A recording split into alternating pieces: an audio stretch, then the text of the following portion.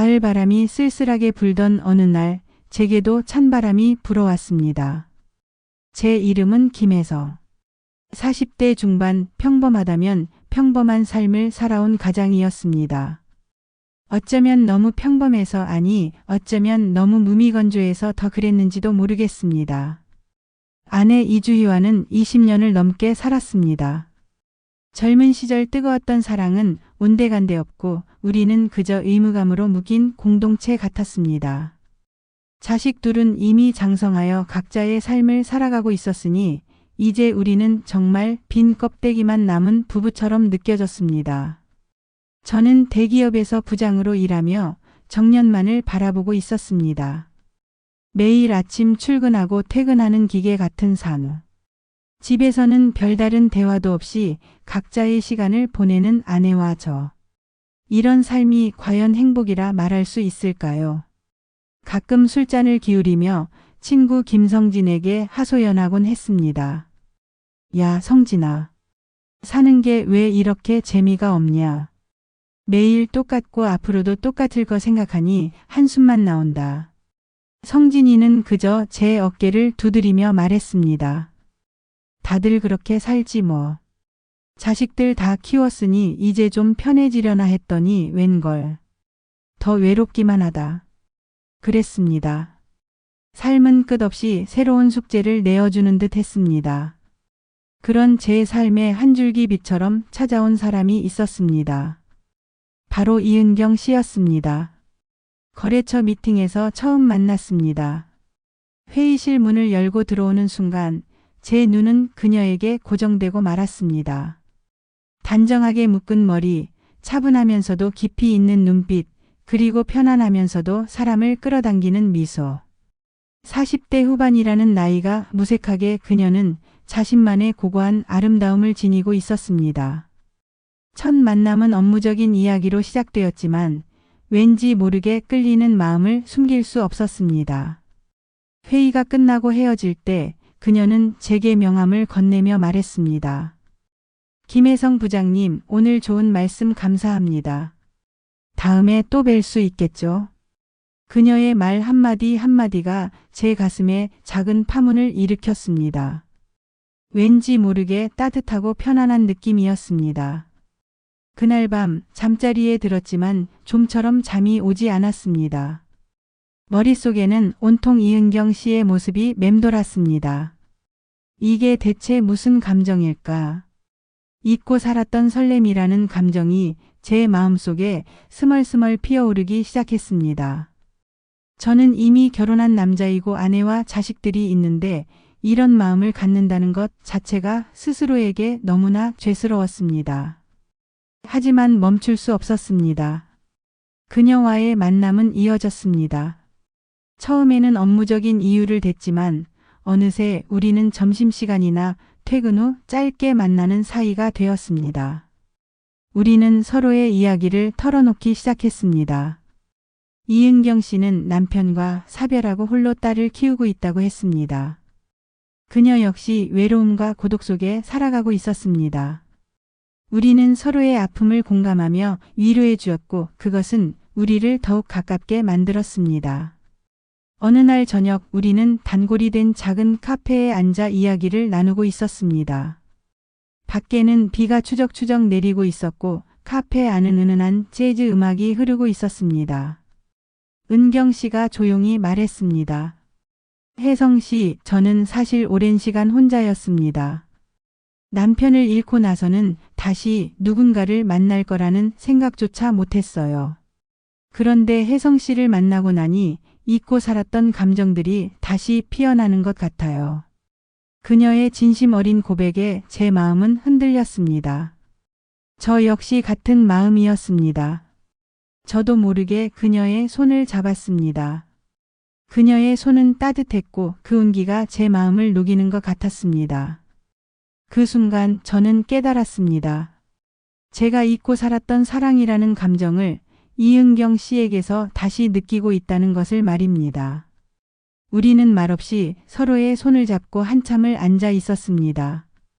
밖은 비가 그쳤고 어둠이 짙게 깔려 있었습니다. 그날 이후 우리의 만남은 더욱 비밀스러워졌습니다.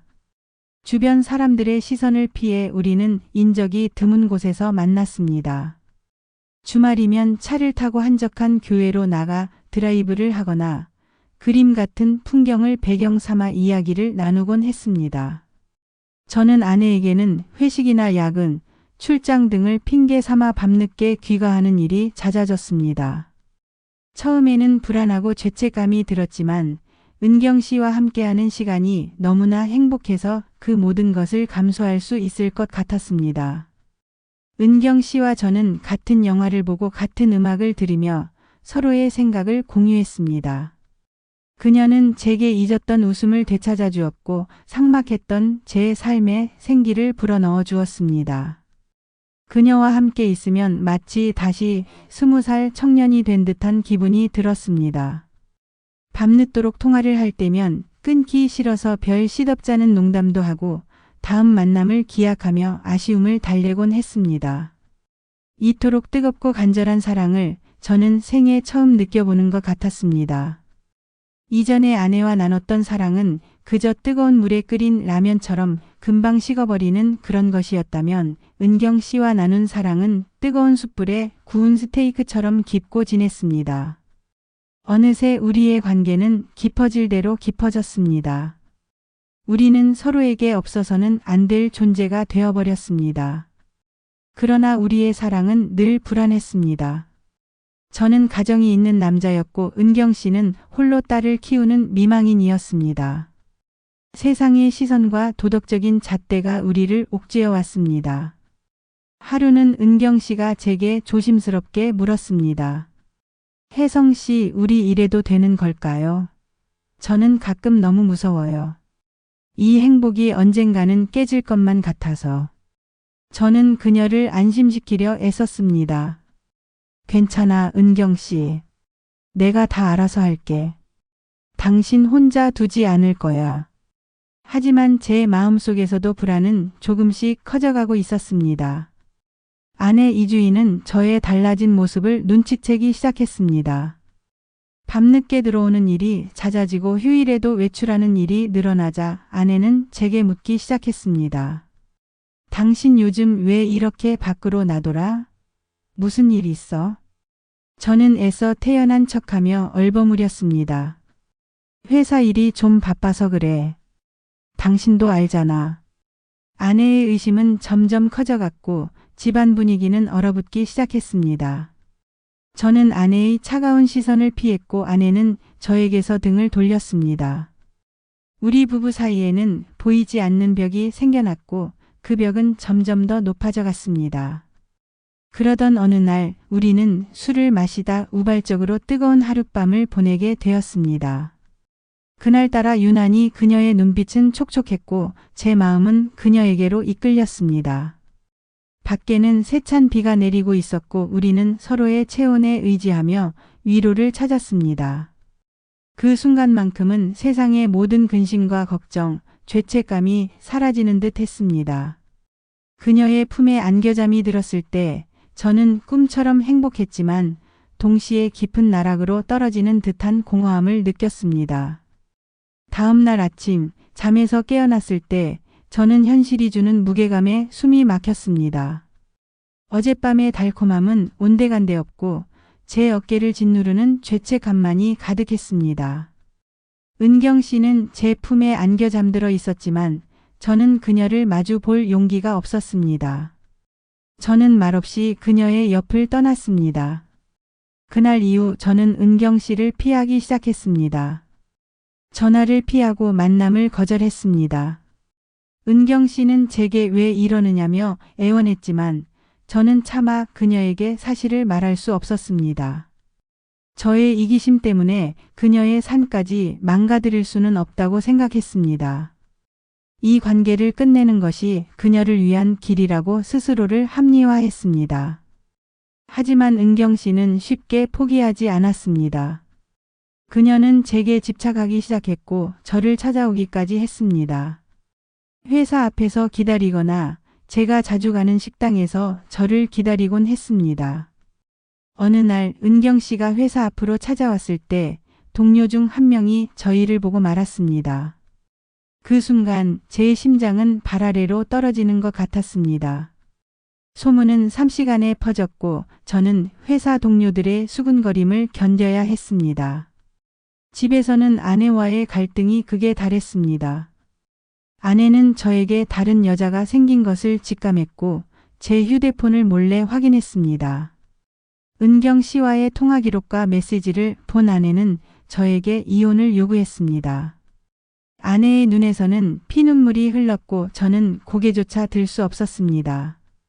아내는 제게 배신감을 느낀다며 그동안 함께 쌓아왔던 모든 것이 한순간에 무너져 내렸다고 절규했습니다. 자식들마저 엄마 편을 들며 저를 비난했습니다. 아빠 어떻게 그럴 수 있어요? 엄마한테 미안하지도 않아요. 저는 가족들의 비난 속에서 완전히 고립되었습니다. 저의 잘못으로 가족이 풍비박산나는 상황을 맞이하게 된 것입니다. 저는 어둠 속에 갇힌 듯 외로웠습니다. 그 누구에게도 제 속마음을 털어놓을 수 없었습니다. 김성진은 제게 충고했습니다. 야, 너 정말 미친 거 아니냐? 애들 엄마한테 어떻게 그럴 수가 있어? 내 인생 좀 치고 싶냐? 그의 말은 비수처럼 제 가슴을 꿰뚫었습니다. 저는 비참하고 절망스러웠습니다. 결국 아내와 저는 이혼에 합의했습니다. 20년 넘게 함께 살았던 집을 떠나 혼자 살게 되었습니다. 갑자기 찾아온 자유는 저를 더욱 외롭게 만들었습니다. 익숙했던 모든 것이 사라지고 저는 덩그러니 혼자 남겨진 기분이었습니다. 회사에서도 저는 따가운 시선을 받았습니다. 결국 저는 명예퇴직을 신청하고 회사를 떠났습니다. 모든 것을 잃은 듯한 상실감에 저는 한동안 방황했습니다. 술에 의지하며 하루하루를 보냈고 세상과의 모든 연락을 끊었습니다. 그때 은경 씨가 저를 찾아왔습니다. 그녀는 제게 미안하다며 모든 것이 자신의 잘못인 것 같다고 울었습니다. 그녀는 여전히 저를 사랑하고 있었고 제 옆에 있어주겠다고 말했습니다. 하지만 저는 그녀를 받아들일 수 없었습니다. 제가 사랑했던 사람은 은경 씨였지만 이 모든 고통의 시작도 은경 씨 때문이라고 생각했습니다. 저는 이미 모든 것을 잃은 상태였고 다시 시작할 용기가 없었습니다. 은경 씨를 향한 사랑은 여전히 남아 있었지만 그 사랑은 이제 저를 아프게 하는 칼날 같았습니다. 저는 은경 씨에게 말했습니다. 은경 씨 미안해. 우리 이제 그만하자. 더 이상은 안 될 것 같아. 그녀는 제 앞에서 오열했고 저는 차마 그녀의 얼굴을 볼 수 없어 고개를 돌렸습니다. 그렇게 그녀를 떠나보내고 저는 완전히 혼자가 되었습니다. 시간이 흘렀습니다. 저는 빈 껍데기만 남은 채 허무함과 후회 속에서 살아가고 있었습니다. 그러던 어느 날 우연히 길을 걷다가 예전에 알고 지내던 이정훈 씨를 만났습니다. 그는 저에게 안부를 물었고 제가 겪었던 일들을 듣고는 위로해 주었습니다. 그는 제게 새로운 제안을 했습니다. 혜성 씨, 혹시 사회복지관에서 봉사활동 해보는 건 어때요? 어르신들 돌보는 일인데 보람도 있고 마음의 위안도 얻을 수 있을 겁니다. 저는 망설였습니다. 하지만 더 이상 이렇게 무의미하게 살 수는 없다고 생각했습니다. 저는 이정훈 씨의 제안을 받아들였습니다. 처음에는 어색하고 힘들었지만 어르신들과 함께 시간을 보내면서 조금씩 마음의 문을 열기 시작했습니다. 그들의 이야기에 귀 기울이고 그들의 어려움을 함께 나누면서 저는 제가 얼마나 이기적이고 어리석었는지를 깨달았습니다. 저는 그곳에서 저보다 더 힘든 상황에 놓인 사람들을 보며 저의 삶을 다시 되돌아보게 되었습니다. 봉사활동을 하면서 저는 제 자신을 용서하고 새로운 삶을 살아갈 용기를 얻었습니다. 저는 이제 작은 사회복지관에서 어르신들을 돌보는 일을 하고 있습니다. 이전처럼 화려한 삶은 아니지만 매일매일 감사하며 살아가고 있습니다. 저에게는 더 이상 화려한 옷도 비싼 차도 없습니다. 하지만 제 마음속에는 평화와 감사가 가득합니다. 가끔 옛날 생각에 잠길 때가 있습니다. 은경 씨와의 뜨거웠던 사랑, 그리고 그 사랑이 가져온 파국. 후회하지 않는다면 거짓말일 것입니다. 하지만 그 모든 경험들이 저를 성장하게 만들었고 저의 삶을 더욱 단단하게 만들었다고 생각합니다. 저는 이제 더 이상 과거에 얽매이지 않습니다. 오늘이라는 소중한 시간을 감사하며 저에게 주어진 삶을 충실히 살아가려 합니다. 여러분은 어떠신가요? 혹시 지금 여러분의 삶에도 예상치 못한 파도가 찾아와 흔들리고 있지는 않으신가요? 혹은 과거의 선택에 대한 후회 속에서 살아가고 계신가요? 우리네 인생은 마치 끊임없이 흘러가는 강물과 같습니다. 때로는 잔잔하게 흐르기도 하고 때로는 거친 파도에 부딪히기도 합니다. 하지만 그 모든 순간들이 모여 우리의 삶을 완성합니다.